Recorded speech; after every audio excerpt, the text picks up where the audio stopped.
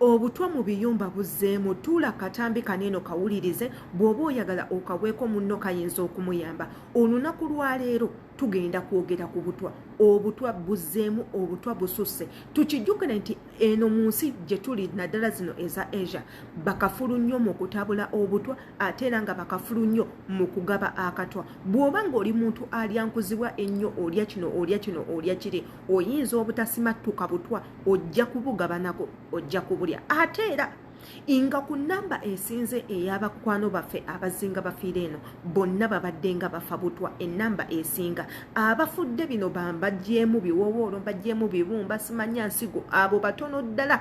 Abasinga bonna babadde nga baweebwa butwa. Kati kiri eri ggwe okutandika okwekenneenya ku biki ebiri awo w'okolera, embeera ekweyisibwako ng'oli eyo gy'okolera. Jjukira ekintu ky'okumalako contract.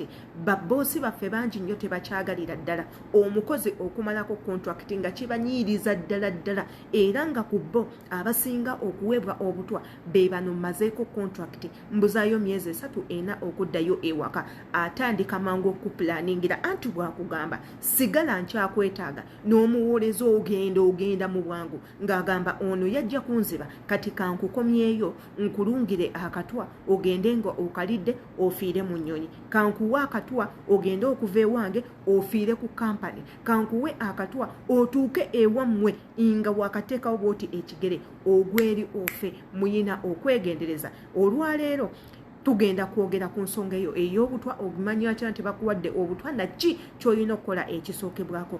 Yenze Adita wano wennyini ku page gifollowing, kwata mu link jam ku YouTube channel. Waliwo obutambi bw'obutwa bwe twazenga tukola obw'enjawulo okuva mu bantu ab'enjawulo.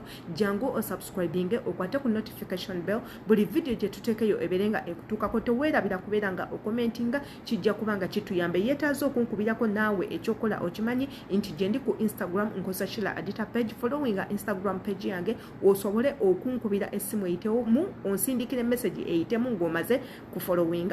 Ensonga z'obutwa zisituse buto. Otegeera otya nti nno bakuwadde obutwa?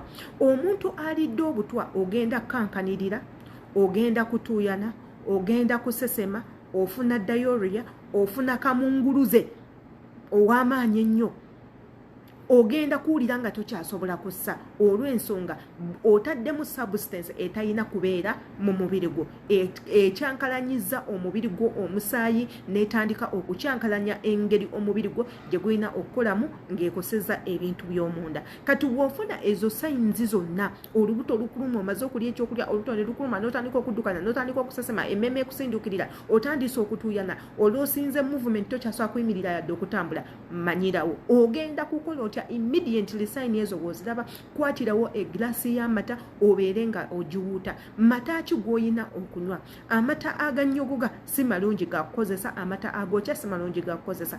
Amata galina kubeera in a warm condition, nga tegokya ate nga tegannyogoga. Kwata eglaasi y'amata gitabuliremu nniimu, osobola ogyongeramu omunnyo n'onywa. Bw'omala okunywa amata ago gagenda kuyambako substance eyo okuba nga teyeetabula na musaayi, era mu ekyo ogenda funirawo diarrhea, ogenda tandika okusesema mu bwangu, otandike okusesema eyo substance oba ogenda kubanga ogipama.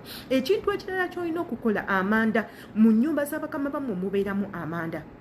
Amanda ago batera okugakozesa mu biseera bya winter, oba abamu ku bo balina enku, ebyoto mu nnyumba, amanda ge babeera nago. Amanda ago gwe ng'omukozi gakwate obeerenga nago. Oli wa ddembe buli lw'omala okulya n'okwatako eri amanda go n'ogakubamu powder n'ogatabula mu caayi n'obeera nga oganywa. Amanda ago malungi. Ate era waliyo n'amakerenda mu ddwaliro mwe be batera okutwalatwala mu pharmacy. Weebuuse ogule amakerenda ago agaccako gyegali, era amakerenda ago agaccako malungi nnyo. Bw'omala okulya ekyokulya tegakola ku butwa kwokka, wabula n'okwoza mu mubiri gwo buli kikyafu kyonna ne kibeera nga kifuluma. Obutwa bwanjawulo. Jjukira waliwo obutwa nga bwangu bwakujjanjaba n'obutwa obutali bwangu bwakujjanjaba, naye ng'ala first aid obeera ogyetaaga gwe nga omuntu.